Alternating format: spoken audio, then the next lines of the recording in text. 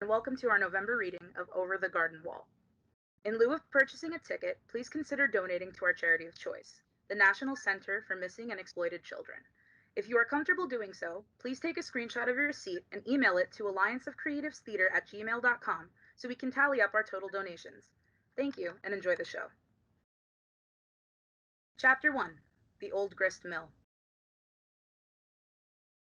Into the Unknown plays as the visuals switch from various scenes. A toad playing the piano. A red-headed girl in a blue dress, petting her dog while looking at a bluebird flying by. A grinning black cat on a turkey-drawn cart full of pumpkins. A circus with 4 long-legged instrumentalists. A juggling gorilla, and a ballerina dancing atop a galloping horse. A set of varied wooden dolls. A nobleman holding a candle, looking upon a portrait before being startled by a moving shadow in the wind. An old woman whose face is obscured, using a pair of vintage bird scissors to cut a thread on a quilt. 2 jovial, sailor-looking boys sitting on the rocks that border a river, one winding up a steamboat before setting it on the water. A rear view of a young woman setting a candle down on the shelf in a catacomb-like area. A large fish on a wooden boat in a murky river, fishing. Greg picking up a rock from the ground. And finally, a young woman standing in front of a well with a woodsman chopping logs in the background. The scenery now goes to the forested depths of the unknown, with Wirt and Greg walking as our story begins. Antelope, Guggenheim, Albert, Salami, Giggly, Jumpy, Tom, Thomas, Tambourine, Legface McCullen, Artichoke, Penguin, Pete, Steve. But I think the very worst name for this frog is... Wait a second. Greg? Where are we? In the woods. I mean, what are we doing out here? We're walking home. Greg, I think we're lost. We should have left a trail or something. I can leave a trail of candy from my pants. No. Though I am lost, my wounded heart resides back home, in pieces strewn about the graveyard of my lost love. For only... Axe chopping in the distance. Do you hear that? Yeah. Do you think it's some kind of deranged lunatic with an axe waiting out there in the darkness for innocent victims? Greg runs away. Wirt calls after in a hushed whisper. Greg!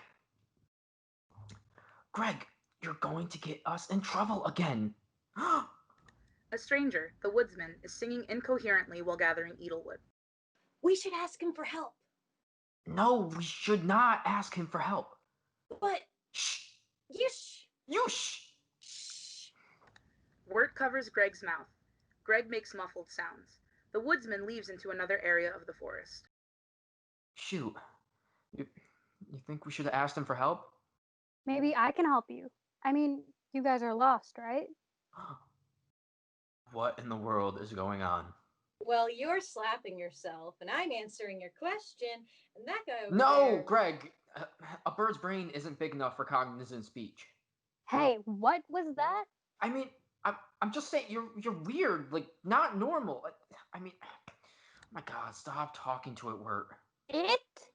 Greg sticks a piece of candy on Wirt's cape. Ah! What are you doing here? Explain yourselves. And I'll see you guys later. Bye. Calm down, mister. Whatever you do here is your business. We just want to get home with all our legs and arms attached. These woods are no place for children.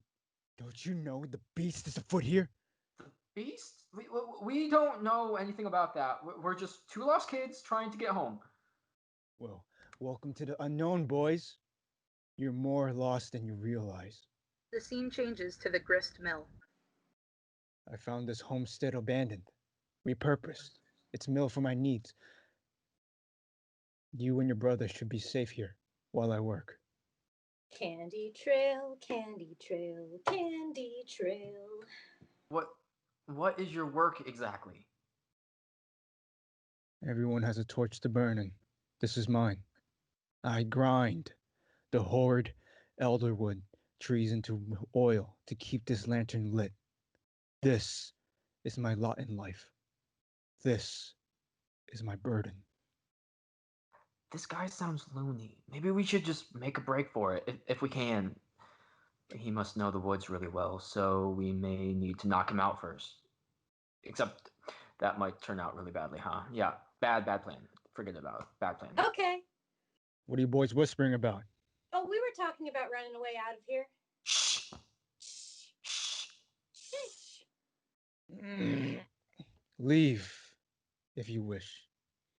But remember, the beast haunts these woods, ever singing his mournful melody in search of lost souls, such as yourselves.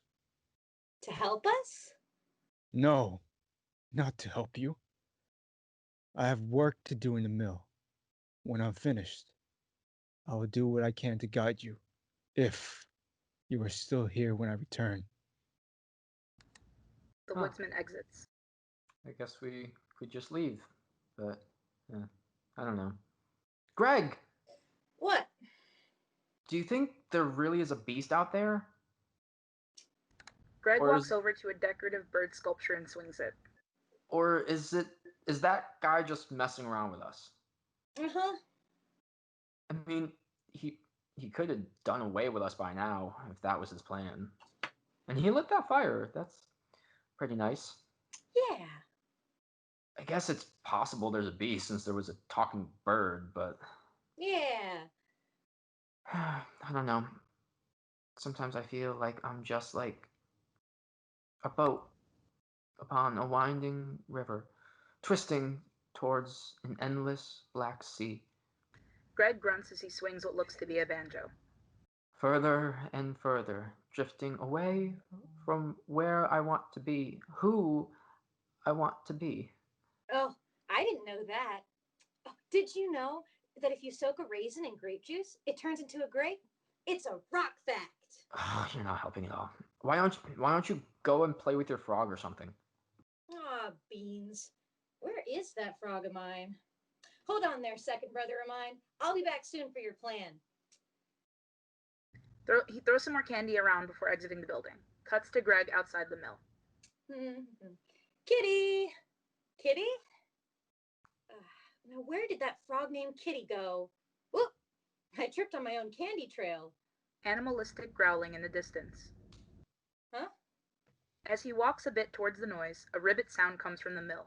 Greg looks back. That frog's giving me the runaround. Greg grunts some as he shimmies on top of a barrel just in front of a window on the mill. He peeks inside. Kitty? From Greg's view inside the mill, the woodsman hums indistinctly as he grinds branches of beetlewood into oil, that of which he bottles for use. Gross. Ribbit. Kitty? There's a growling from deep in the woods. Huh? Is that... Whoa! Greg falls into the barrel he was peering into right on top of his frog. Oh, there you are. The growling continues, growing closer as time goes on. Wirt? Kitty? A dog with piercing eyes peeks into the barrel and continues its growling. You have beautiful eyes. Cut to inside the mill's living room, where Wirt plays with a bolero toy, frustrated that he can't solve it. Yeah. Loud creaking and the sound of wood breaking from outside startle him. Greg? A loud, clattering sound from the next room, footsteps, and the woodsman enters. What's happening? Where's your brother? Greg gets knocked into a flight of stairs as he and a giant dog slam through the door. Oh, holy moly, hot dog. It's the beast! Stay back, boys. This creature, which is known as... Huh?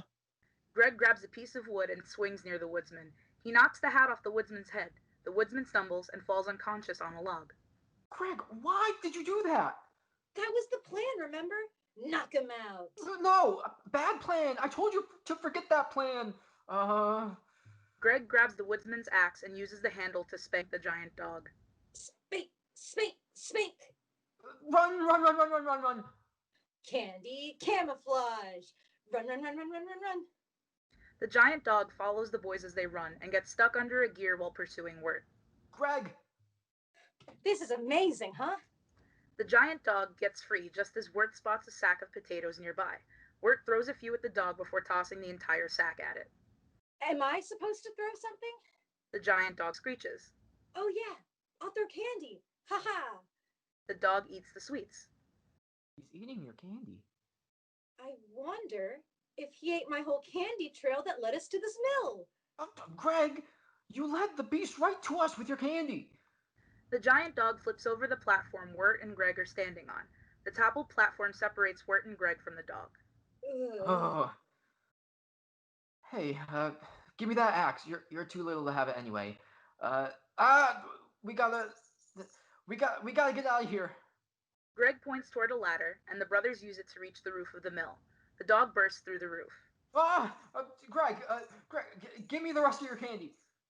Greg searches his pockets, but no candy remains. He spots the piece of candy he put on Wirt's cape earlier and throws it off the roof to the water wheel. Whoops! The dog jumps off after it and spits out a black turtle from the force of the water wheel on its body. The roof falls apart, and Wirt, along with Greg, fall into the river nearby. Wirt surfaces and reaches land. Hey, Wirt, look! Greg? Wirt, he spit out that turtle, and now he's my new best friend. Greg is sitting on top of the dog, along with his frog and the black turtle. The dog comes to its senses and shakes him off. Hey, where are you going? The dog dejectedly walks away. Ain't that just the way? The mill is destroyed. The oil, all gone.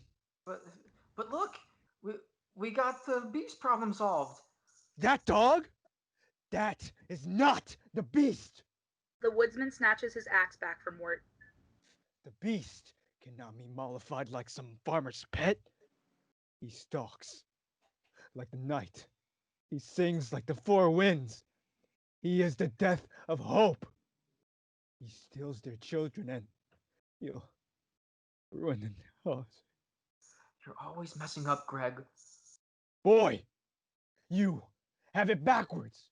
You are the elder child. You're responsible for you and your brother's actions. I'm sorry. Maybe I can fix it? I can't fix it. You must go. Take your brother north. Look for a town. Yeah, thanks. Come on, Greg. One last thing. Beware the unknown. Fear the beast. And leave these woods. If you can. It is your burden to bear. Right, yeah. Got it. And you, little one, you look after that frog.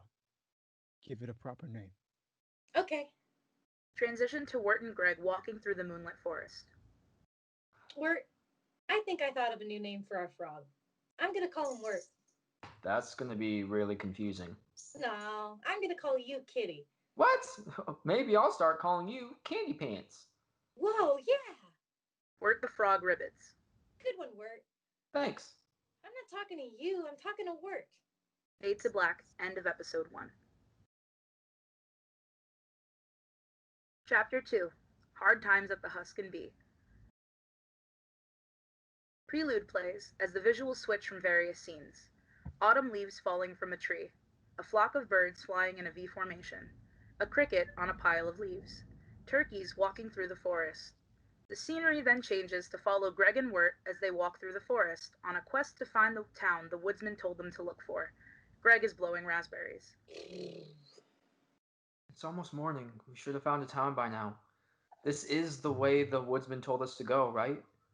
Greg continues to blow the raspberries. Have you listened to anything I've been saying? For the last couple of hours, I've been saying. Well, that settles it. I'm gonna walk up 10 feet ahead of you now. Help! Huh? I'm stuck. I hear something. It's probably nothing. Hey, look! Wirt leans over to look at a sign posted on an old tree. Pottsfield, 1 mile. A town! Let's go this way. Okay, let's go this way. Greg walks off toward the voice calling for help. Not. Ugh. Hello? Hello? Hey, you. Who, me? Yeah, you. Oh, hello. Beatrice is entangled in some vines within a small bush. It's you again. I'm stuck. Help me out of here, and I'll owe you a favor. Whoa, I get a wish? No, not a wish. I'm not magical. I'll just do you a good turn. Can you turn me into a tiger? No, I just said I'm not magical. It doesn't have to be a magical tiger. Greg, stop talking to a bush. Okay. Greg pulls Beatrice out of the vines and frees her. Thanks. I owe you a favor. So, are you two lost kids with no purpose in life, right? Uh-huh. How about I bring you to Adelaide of the pasture, the good woman of the woods? She could help get you home. Oh, No. Magic talking birds leading us to fairy godmothers and the mysterious. I'm going to Pottsfield. yeah, we're going to Pottsfield. Come on. What about the favor? I'll just think of that later. The trio walk off down the path and begin to see plenty of pumpkins scattered around. It's foggy. So let's small talk. My name is Greg. What's yours? Beatrice. My brother's name is Wirt, Who cares? and my frog's name is Wirt Jr., but that may change. Okay, that's great. How about you and I ditch your brother? Maybe later. So is it nice being a bird? Nope. Oh. Do you like waffles? No, waffles make me sick. I eat maggots. Greg screams when he hears the word maggots. What? How can you not eat waffles? Greg screams again. What? I stepped on a pumpkin. Haha! Civilization. See? Now, what the? Wirt steps on a pumpkin. Alright, let's rejoin society. The trio walk into what seems to be an abandoned town. Hello? Hello? Huh. You see anybody? No. Oh, I see you. Yeah, I see you too, Greg. Hey, not to be obnoxious, but an abandoned ghost town doesn't seem like it's going to be that useful in getting you guys home. There's gotta be somebody, somewhere. Wirt knocks on a door. Excuse me, anyone here? Hello? A large turkey is on the table in the middle of the room. Oh, sorry, I'm looking for a phone. I'm sorry. Did you find anything? Nope. Where's Greg? Greg emerges from a pile of hay as music starts up in the distance. Do you hear that? Huh? They look down the road toward a barn, where the singing seems to be coming from. They walk up to the slightly open door and look inside. There are a bunch of townspeople with pumpkins for heads, dancing and singing. Some are husking corn, some are peeling apples, and others are bobbing for apples. What the? A townsperson pushes past Wirt, Greg, and Beatrice. Whoa, pardon me there. Say, you folks ought to don your vegetables and join the harvest with us. Oh, you're wearing costumes? Well, sure. Pumpkins can't move on their own, can they? No. Good thing I didn't take this off. Greg gestures towards the pumpkin that's been stuck on his foot this whole time. You guys find this place as creepy as I do, right? So it's some kind of weird cult where they wear vegetable costumes and dance around a big thing. They seem nice enough. Okay, you're in denial. That's fine. But I'm just saying, something feels off about this place. Well, maybe I can find someone here who can get us a ride home. Greg, you stay out of trouble. Beatrice, thank you, but you can leave now. I can't leave. I'm honor bound to help you guys since you guys helped me. That's the Bluebird rules. Okay. Wirt walks away. Beatrice, would you care for this dance? No thanks. Greg walks her to the dance floor anyway. No thanks. No thanks. I said no, thank you. Wirt, meanwhile, walks up to a Pottsfield resident. Say, aren't you a little too early? What do you mean? I mean, it doesn't seem like you're ready to join us yet. Join you? Yeah, no, I'm just passing through. Folks don't seem to pass through Pottsfield. Oh, yeah? Yeah, it's nice here. I'm really just looking to leave here as soon as possible. What? What? Leave Pottsfield? You want to leave Pottsfield? The dancing stops, and the rest of the Pottsfield residents are now staring at Wirt. Oh, are we leaving already? Let's leave immediately. A Pottsfield resident shuts the barn doors as they circle around Greg, Wirt, and Beatrice. I'm just trying to get home. We'll take off our pumpkin shoes. The largest Pottsfield resident, Enoch, leans forward and begins to speak. Now hold on, everybody. Let's not jump to any conclusions. Whoa. Enoch, what shall we do with them? I'm done. Beatrice flies away. Well, let's see here, boys. How did you end up in this little town of ours? Well, we were trying to get home. We came into town from the woods. We saw your farms and your houses and thought, hey, here's a normal place with normal people. And we both stepped on pumpkins. Yeah, and then we heard the music coming from the barn. And, well, how about we just leave? Oh, well, now let me get this straight. You come into our town, you trample our crops, you interrupt our private engagement. Now you want to leave. Yes. You will never convict. You have no proof.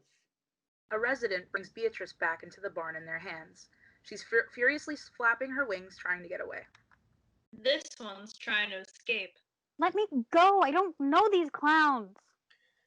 Children, it saddens me that you don't wish to stay here with us, particularly because I just have to punish you for your transgressions. I told you this place was bad news.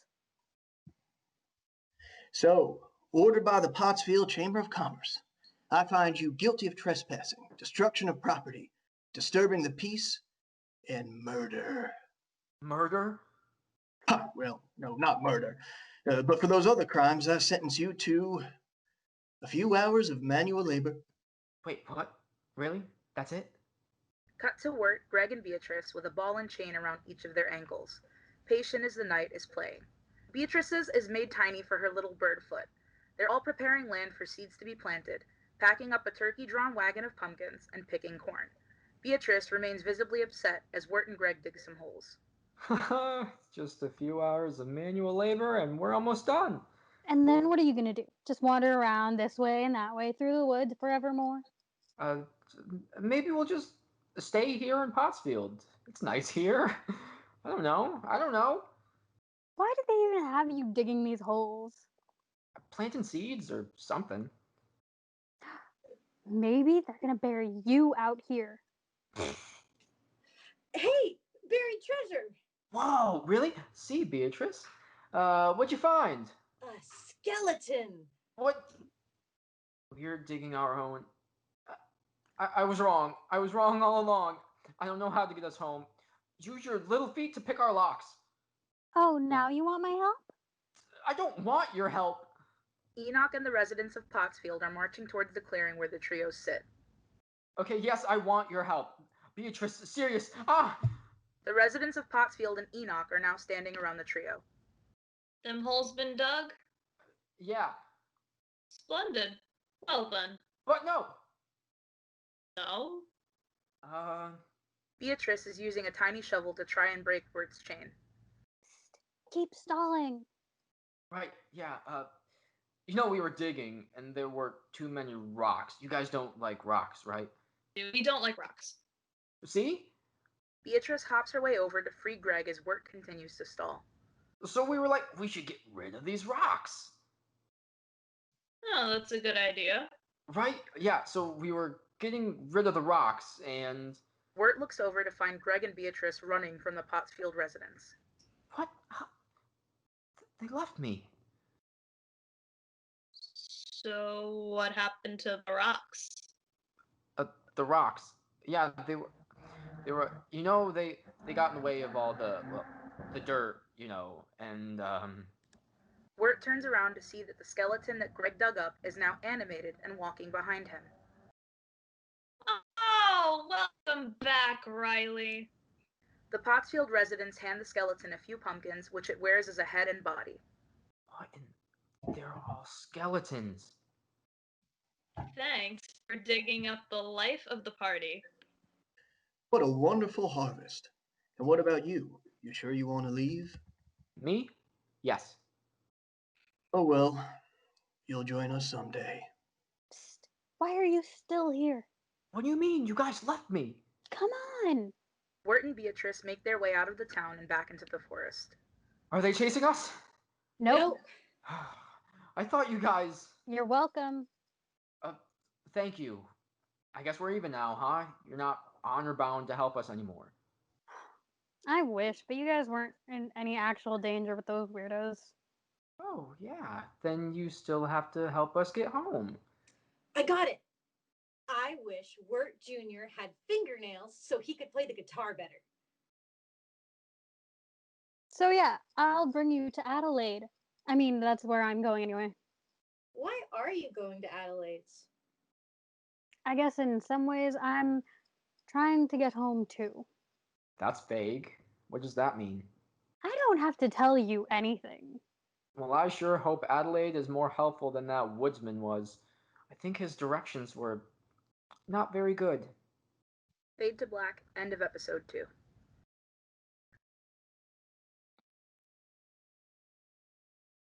Chapter 3, Schooltown Follies.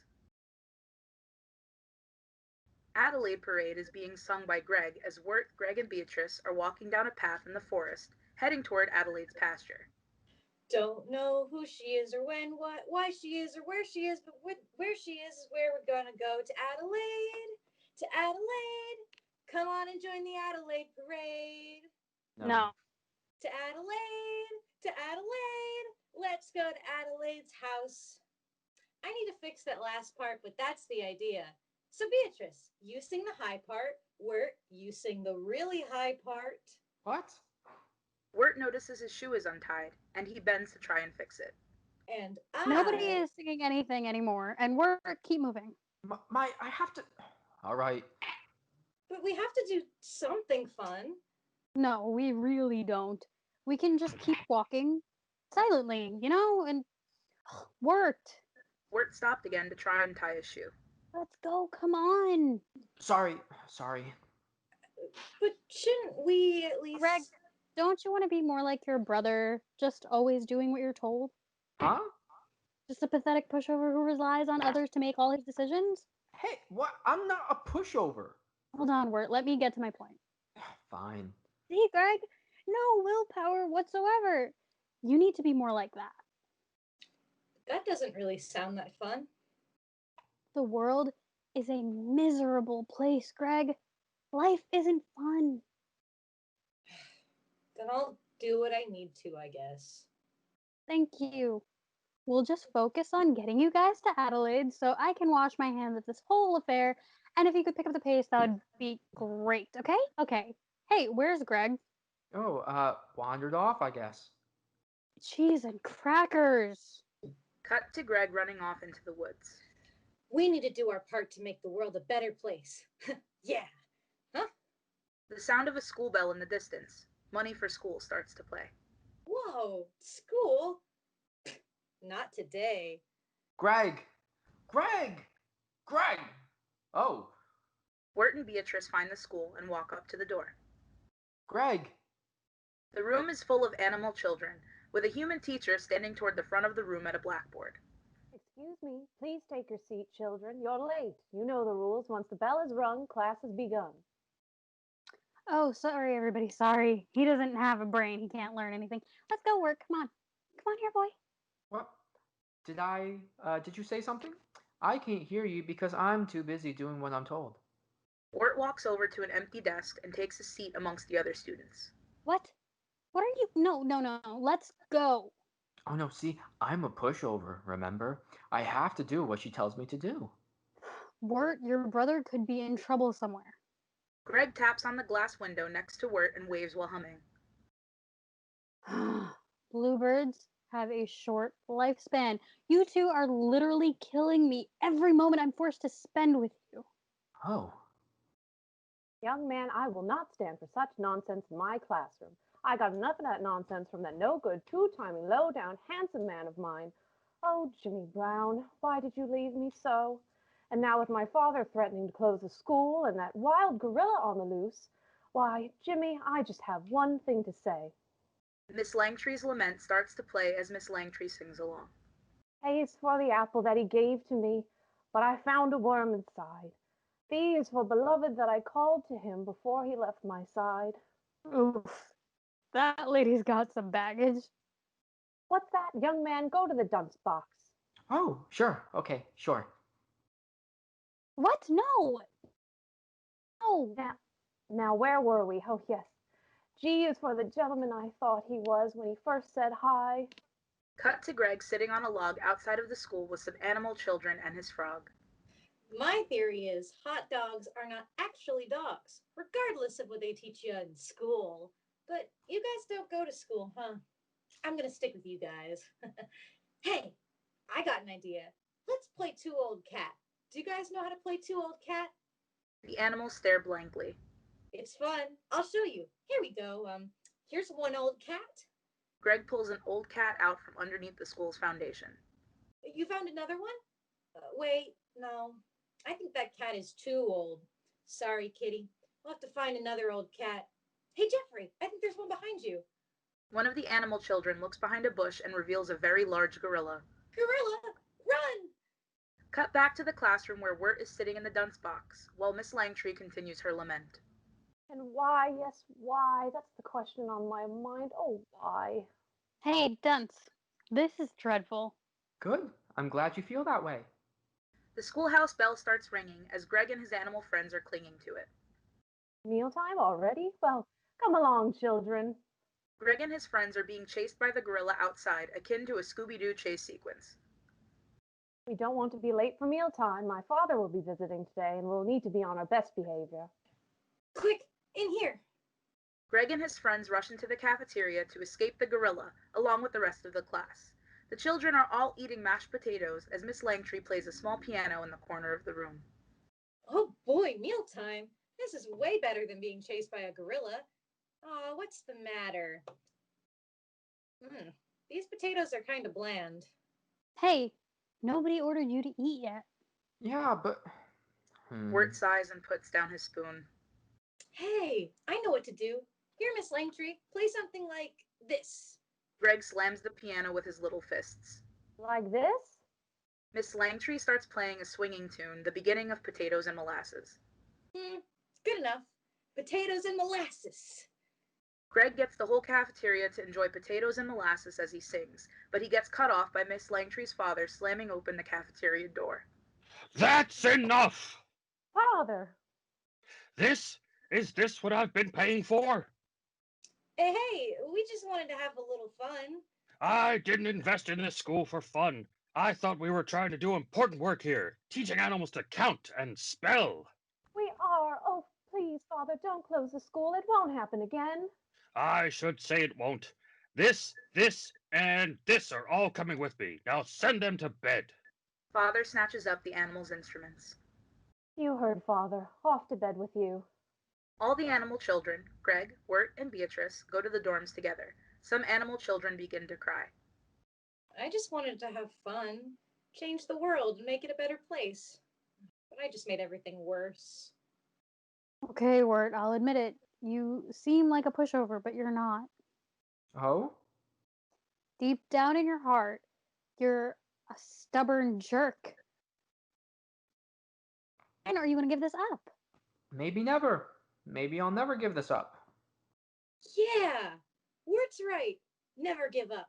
Come on, Wirt. Let's go save the day. Okay, if you say so. The three sneak out of the dorm window to the outside of the school. Come on. So, what's the plan, Greg? Plan? Oh, I don't know. Just off into the bushes, the trio hear Father speaking to himself. Oh, who would have thought making a primary school for animals was a bad idea?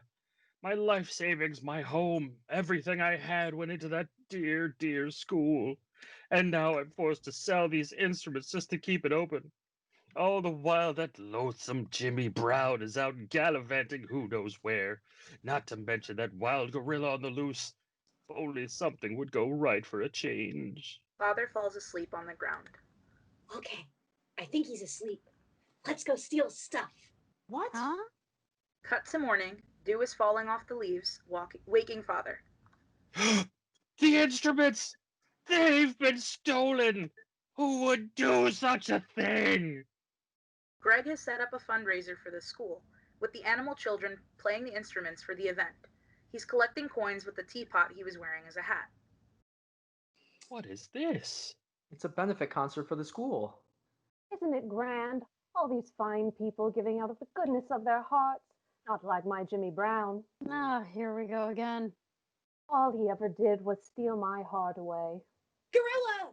The gorilla got very close to Miss Langtree while waving its arms. Miss Langtree is shocked and frozen in place. Young man, do something! Wirt begins to run toward Langtree, but trips over his still untied shoe. He knocks the gorilla to the ground, and the gorilla loses its head. Oh, finally. Jimmy? That's right, darling. I was the gorilla. But why did you do it? I got a job at a circus so as I could finally buy you that wedding ring. But when I got stuck in the dang suit, everybody was too doggone scared to help me out. Oh, Jimmy. Oh, darling. Yay! I guess the world really is as sweet as potatoes and molasses.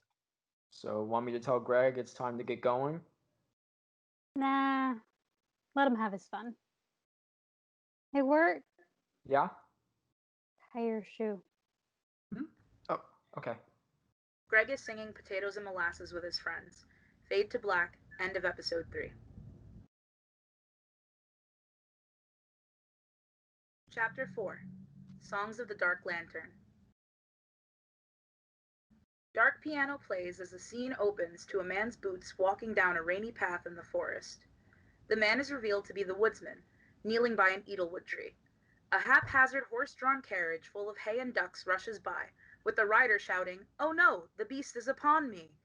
Greg emerges from a haystack in the back of the carriage, shushing a duck that made a quack. Greg, is there a beast out there? I found a duck. Do you know how to make eggs from a duck? I'm hungry. What about the beast? Oh, I didn't see any beast. The driver is nuts. Nuts. Phew, well, that's good. Good. That crazy driver is taking us way off course. Really? Yeah. Who knows where we are by now with that guy acting all bananas?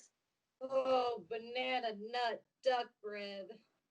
Lightning strikes, which further agitates the horse. The carriage makes a harsh turn, tumbling the haystack, ducks, Greg, Wirt, and Beatrice out of the carriage and onto the side of the road. There's a small building a little further up the road. Well, finally, some good luck. Let's go to this creepy tavern and ask for some directions. But it's creepy. Why don't you guys go ask for directions and I'll just wait out? No, wait, I don't want to be out here by myself. How about you guys? Just go to the tavern! Okay, but you ask for directions. Fine, yeah, I'll do everything. I'm hungry. Off in the distance, from the shadows of the trees, the woodsman is watching the trio enter the tavern. Wirt tries to open the door but is struggling. Oh, come on! It's stuck. Oh. Wirt looks down to see a big fluffy dog blocking the door. Wirt pushes it a bit more firmly, and the dog slides along the floor with the door as it opens. Excuse me, there. Excuse me? The trio look around the room and see it filled with melancholy patrons. Some are on the stage playing music, others at a bar. They take a seat at an open table. Greg places his frog on a seat. You wait here. I'll get some food. Well, at least it has music. Well, hey there, Peach Pop. What you doing around? Hey, what's that bird you got there? It's a... I'm Beatrice. These two sweet kids and I got a little bit lost in the...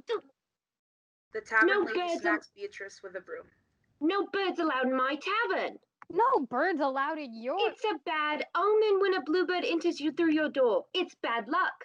Lady Bluebirds are good luck. We bring joy and happiness to the...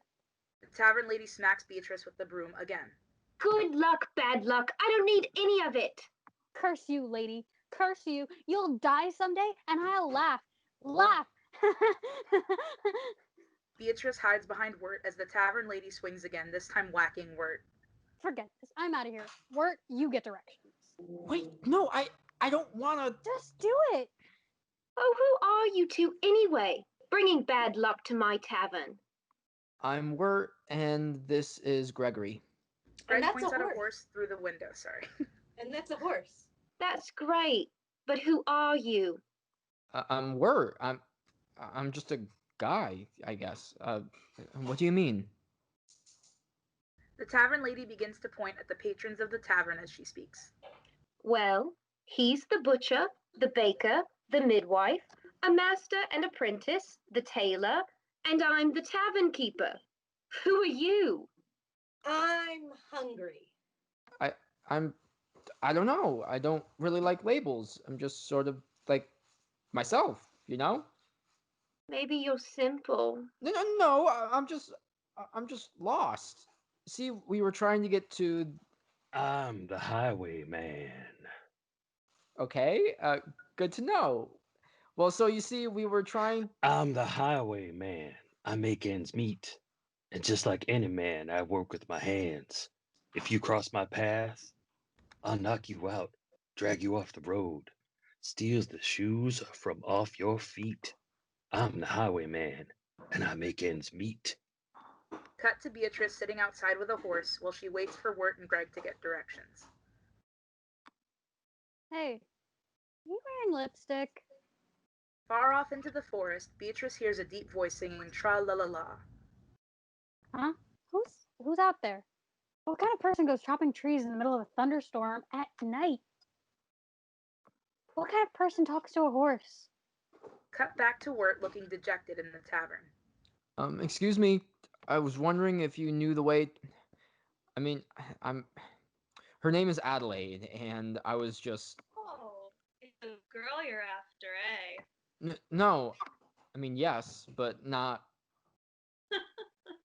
Oh, you're not the witless, simple-minded fool everybody takes you for. Everybody thinks I'm a witless. You're a young lover. What? Young lover? No. Well, if you really want to get with this Adelaide girl. I don't. I mean, I. Well, here's what you do. Write a loving letter.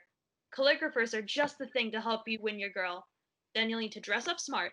The tailor's here by chance. Your shoes, my goodness, how they're worn. The cobbler can attend to that. Meanwhile, you must have cake. The baker and the pastry need work, for goodness sake. What a merry time we'll have upon your wedding day. What? No, you guys, I'm not getting married. I'm just trying to find Cut Adelaide. to outside with Beatrice and the horse. Beatrice is shivering and looks concerned. If I have to be outside, then those jokers do too. Greg sticks his hand out of a window near Beatrice. Oh, hey, Beatrice. Do you want some food too? No, how is Wirt doing getting those directions?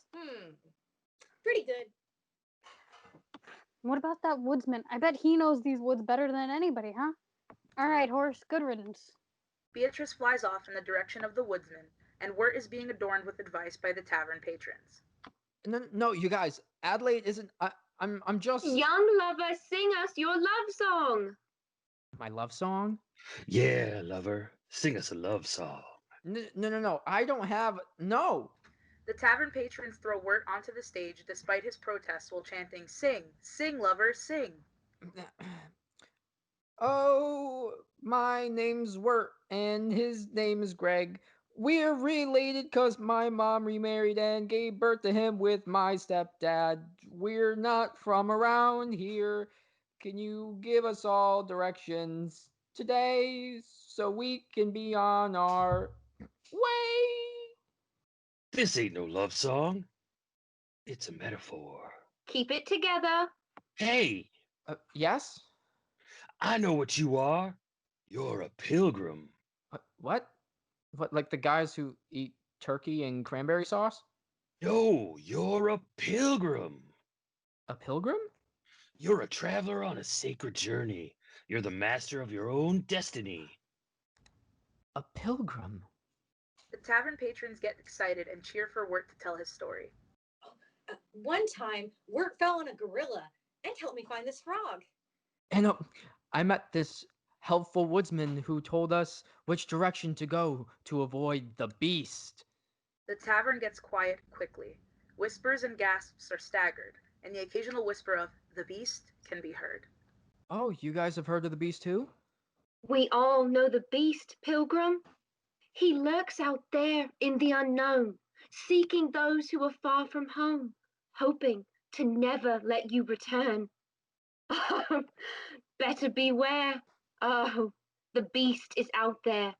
Oh, better be wise and don't believe his lies.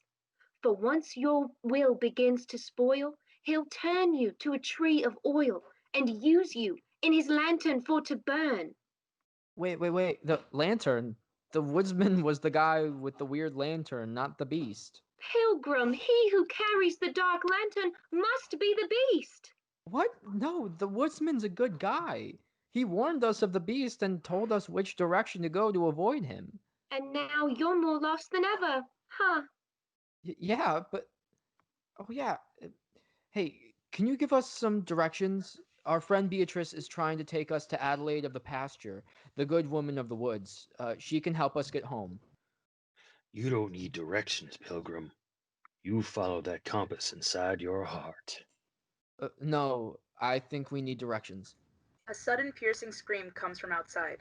Beatrice! Go save your friend and get yourself home. Okay. The tavern bursts into cheers as Wirt rushes outside and notices the horse. Oh boy, I guess I'm really doing this. Horse, I'm just going to pretend like I can ride you, alright? Wirt hops onto the horse, grabs Greg, and rides off into the forest to find Beatrice. Beatrice! Another one of those trees. The Edelwood tree is large and hunches over the other trees. Its bark is gnarly and twisted, with gaping holes in it akin to rotting faces. Halt! It's you. Hey, Mr. Woodsman. Told you to leave these woods. Wirt looks just past the woodsman's hand, holding the axe, to see Beatrice on the ground near the Edelwood tree.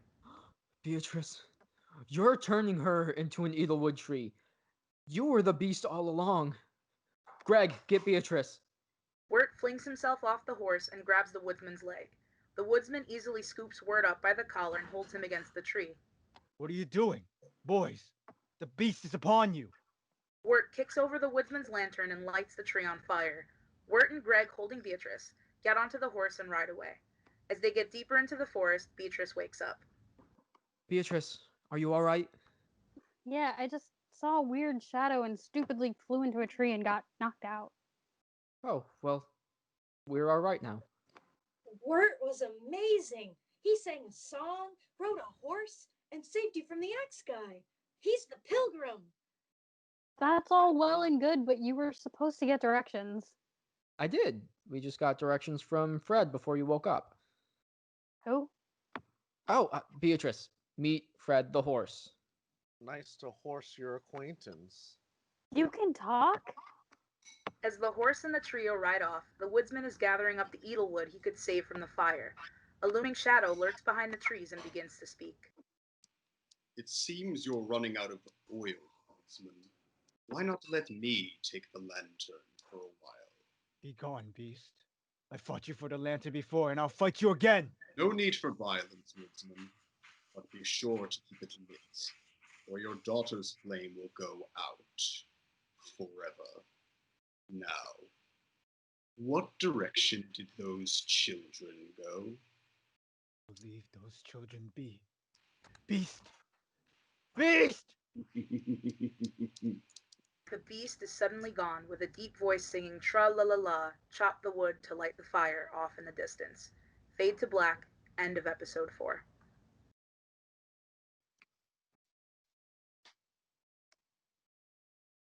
Chapter 5, Mad Love.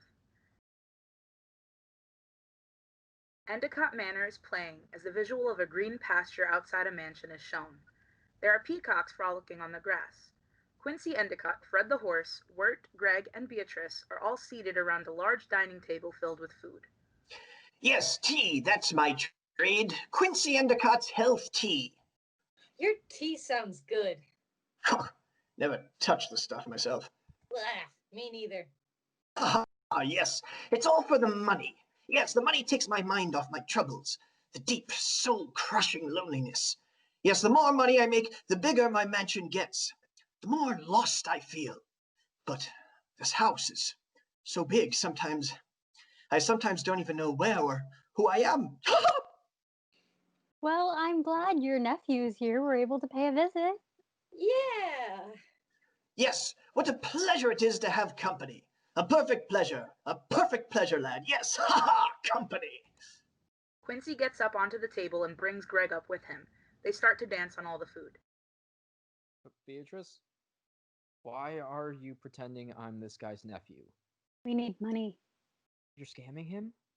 I was thinking more like flat out stealing from him. What? No way. Why not? We already stole a horse. Hey guys, No, we didn't. Fred's a talking horse. He can do whatever he wants. I don't want to steal. You guys are bonkers. If we're going to Adelaide, we need 2 cents. Well, you guys do what you... 2 cents? Only 2 cents?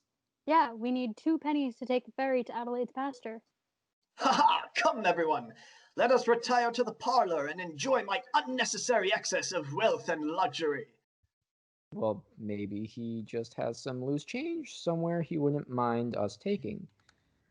The group makes their way into the obscenely large parlor with a big fireplace on the far wall. Behold, nephew, the majesty of wealth. Ooh. Ah, what was that? What's wrong, Uncle Endicott? Your forehead's all sweaty. My nerves. My nerves are bust these days. How come? Yes. Maybe it would be good to talk to someone. It actually all began one day when I was exploring my exceedingly large and labyrinthine manor here. I happened upon a section of the house I didn't even recall building. Isn't that funny? Must have been the old wing, but it was lit in a rather sort of eerie light. And I pressed on, and then I saw the painting of the most beautiful woman I've ever seen. And that's when things took a rather strange turn. From that day on, I was obsessed with the woman in the portrait. She consumed my every thought. I'd fallen in love with a ghost. Fred the horse and Beatrice are looking around the room when Fred sees a giant gold heirloom. No, it's too big. Get a grip. Oh, I must sound crazy, mustn't I? Perhaps it is time for you all to leave my treasure-filled home. No. Yeah, Unky. I want to see a ghost. Oh, how I long to see her. Just once again as well, yes. To the painting! Yes, ha ha! Oh boy, ghost hunt. Fred, go with them. Buy me some time. While I'm at it, I'll steal other stuff too. Greg, Quincy Endicott, and Fred the horse exit the parlor. Time passes and a clock chimes. The parlor is now a mess. We're supposed to be looking for some loose change. That's what I'm... Beatrice almost knocks over a vase, but Wirt catches it just before it hits the ground and returns it to its pedestal. Oops. That's what I'm doing. Well, let's try not to break any more. The vase Wirt caught has fallen to the ground and smashed. Oh, hey, you didn't check the armoire. A loud tapping noise startles Beatrice and Wirt. Oh no, Endicott's back. Hide. Wirt opens the armoire and hides inside of it with Beatrice. The noise that startled them was actually a peacock banging its beak on the window. Meanwhile, Quincy Endicott, Greg, and Fred the horse are walking down a hallway on the way to the painting. Is that the portrait? No. Is that the portrait? No, look, why don't I just tell you when we reach the portrait? Okay. What's the matter, Unky? You seem tense. You know me well, nephew. Yes, the truth is, I'm frightened. Of a ghost? Ghosts are just floaty things. No, I'm not afraid of the ghost. I mean, I'm afraid of what if there is no ghost? What if I'm on the brink of madness? Maybe the doctors were right. Come along, boys, back to the parlor. The parlor? Why would anyone go to the parlor for? There's nobody in the parlor. Certainly nobody after your money. Yeah. No giving up now, old man. It's gotta be a ghost. But how can you be so certain? 'Cause I really, really want to see a ghost. Really bad. Oh. Wirt and Beatrice, meanwhile, are still in the armoire in the parlor. Okay, I think they're gone. Beatrice, you there? Yeah, smart guy. Start searching for change. I can't see anything in here. Well, I don't think these coats have pockets. Check the lining. Maybe somebody sewed money into the fabric. Nope. People even do that? I've done it on my clothes. You wear clothes? Like a little bird vest or something? Or little bows? When I was human, fool. You used to be human? Did I know that? I I don't think I knew that. Jiminy Cricket, let's just find some coins, all right? Open the door. It's stuck! Well, I guess we have to spend some quality time together. Help! Meanwhile, Greg, Quincy Endicott, and Fred the horse enter a large greenhouse room filled to the brim with all kinds of houseplants. The greenhouse. This is where I grow my camellia for testing new teas. Perhaps we should savor the quiet tranquility of this place. They all stand in silence, breathing deeply for a moment. Suddenly, a tap on the window. A peacock bursts through, startling Quincy Endicott. Ah! A ghost! A ghost! I can't do it. Uncle Endicott, it's just a funny chicken. Yes, one of my prize-winning roasting peacocks. Yes, with all this love in my brain, I forgot to feed them. It's almost as if I've lost my mind. We can look for that after we find the ghost. Heave ho! Yes, heave ho into the abyss, never to return. Does anyone want to go back to the parlor? Wirt and Beatrice are still in the armoire. It's dark, and they're sitting across from one another. Hey, are you still there? Yes, Wirt, I'm still here. So, how did you become a bluebird? Hey, what's that? A breeze blows by Beatrice, distracting her. Don't change the subject. There's a breeze coming out of here. Oh, yeah. Whoa, a secret entrance. Wirt and Beatrice crawl out of the secret entrance. So, about your dark secret. Hey, how about you tell me your dark secrets instead, huh? Oh, my secrets are too secret. Hey, look, light. Whoa, now who's avoiding the question? You. Fine. I threw a rock at a bluebird and it cursed me and my family, and now we're all bluebirds. Happy? Now you go.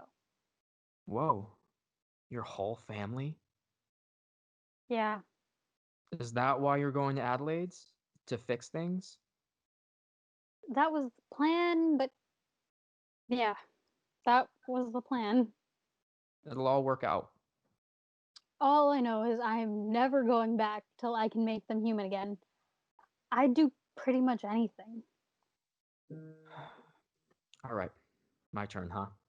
Okay, well, it's weird to admit it, but, well, I have this crush on this girl.